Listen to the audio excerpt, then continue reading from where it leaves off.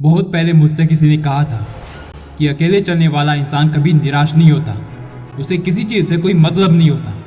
वो कभी हताश नहीं होता। वो सिवाय खुद के किसी की नहीं सुनता।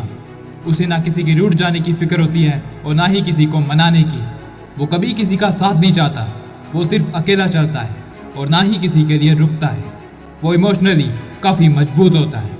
ये बात तब मुझे समझ में नहीं आई थी, लेकिन जब इस दुनिया ने मुझे ठुकराया, जब खुद पर बीती, तब मुझे समझ आया कि अकेले चलना इतना ज़रूरी क्यों है। पता है, तकलीफ़ तब नहीं होती जब हम अकेले होते हैं।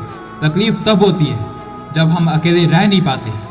हम बोर होने लगते हैं, पास्ट की यादें याद आने लगती है, ओवर थिंकिंग होने लगती है, किसी भी चीज़ में मन नहीं लगता, खाली वक्त काटने को दौड़ता है।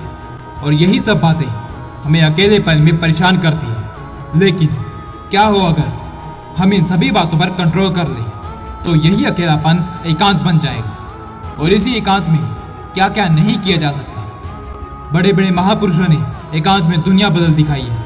तो फिर मैं तुमसे पूछना चाहता हूँ, क्यों चाहिए किसी का साथ? जब तू पैदा हुआ तो किसी के साथ आया था, और जब तू मरेगा तब क्या कोई तेरे साथ जाने वाला है? नहीं ना।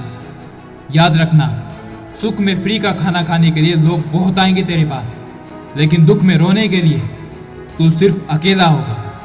ये दुनिया बहुत मतलबी है। सफलता मिल जाने पर सब तेरे साथ खड़े होंगे, लेकिन तेरे फेल हो जाने पर तुझे चार बातें सुनाएंगे, तुझे तेरी गलतियां गिनाएंगे। इसलिए याद रखना, जब आया अकेले है तो जीना भी अकेले पड़ेगा। तो फिर किसी और को तू अपने दुख का कारण कैसे बनने दे सकता है? क्यों खुद को लोगों के हिसाब से ढालने की कोशिश करता है? क्यों इन झूठे रिश्तों में फंसा है जो तुझे दुख के अलावा और कुछ नहीं दे सकते? ये मतलबी लोग तेरे सुख में तेरे साथ होते हैं और तेरे दुख में तू सिर्फ अकेला। तो क्या जरूरत है इन लोगों की? छोड़ दो इन सबको। छोड़ दो ऐसे रिश्ते जो किसी काम के नहीं। और इसीलिए अब तुझे इनका साथ छोड़ना होगा। तुझे अकेले चलना होगा, क्योंकि अकेले चलने वाला इंसान अपने आप में सब कुछ होता है। वो किसी का गुलाम नहीं होता, वो किसी का नौकर नहीं होता, वो एक राजा होता है। क्योंकि जंगल में जानवर तो बहुत होते हैं, लेकिन राजा सिर्फ एक होता है।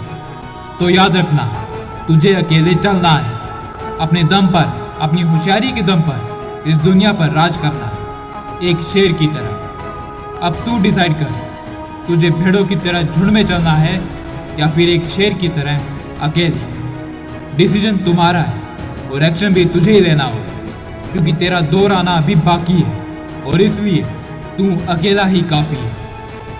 हर हर महादेव।